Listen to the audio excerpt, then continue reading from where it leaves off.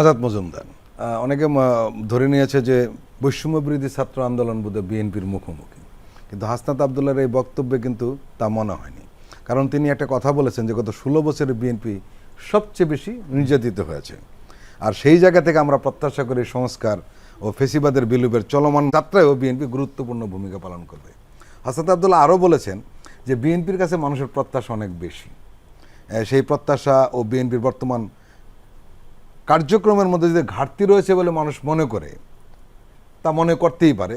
আমরা চাই বিএনপি ফেসিবাদ বিরোধী যে আপোষহীন মনোভাব দীর্ঘদিন দেখিয়েছিল আবারও তাই দেখাক। কারণ অন্তত বিএনপির চেয়ারপারসন খালেদা জিয়া আপোষহীন নেত্রী বলা হয়, শুধু শুধু নয়, তার নানান ভূমিকাটা প্রমাণিত হয়েছে উনি আপোষহীন নেত্রী, এবং দলটি কোনো জায়গায় আপোষ করেনি। কিন্তু কেউ কেউ বিএনপি এবং বৈষম্য বিরোধী ছাত্র আন্দোলনকে মুখোমুখি দাঁড় করে দিতে চায়।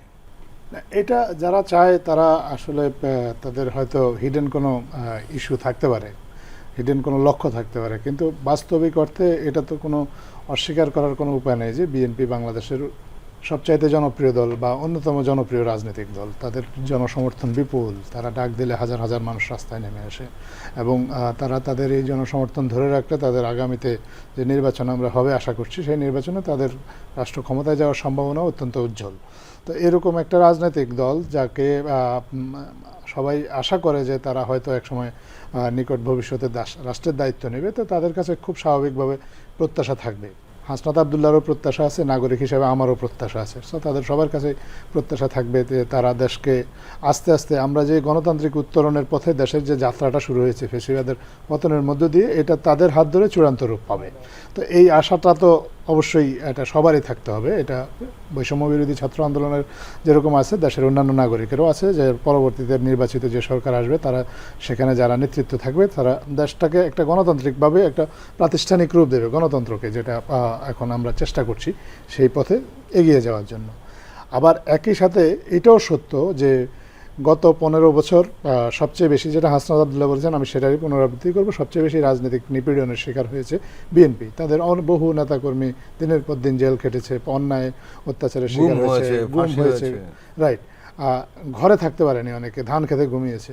তো তারা যদি সামনে কি হবে বা সামনে তাদের অপার সম্ভাবনার কথা ভেবে যদি তাদের অতীতের কষ্টটা ভুলে যায়, তাহলে তারা ভুল করবে। তারা যদি মনে করে যে এগুলা বাদ দিয়ে আমরা সব ভুলে আমরা শুধু সামনের দিকে তাকাই, এই ব্যাপারে যদি তাদের অবস্থানটা যদি হালকা হয়ে যায়, তাহলে কিন্তু আলটিমেটলি দেশ ক্ষতিগ্রস্ত হওয়ার আশঙ্কা থাকে।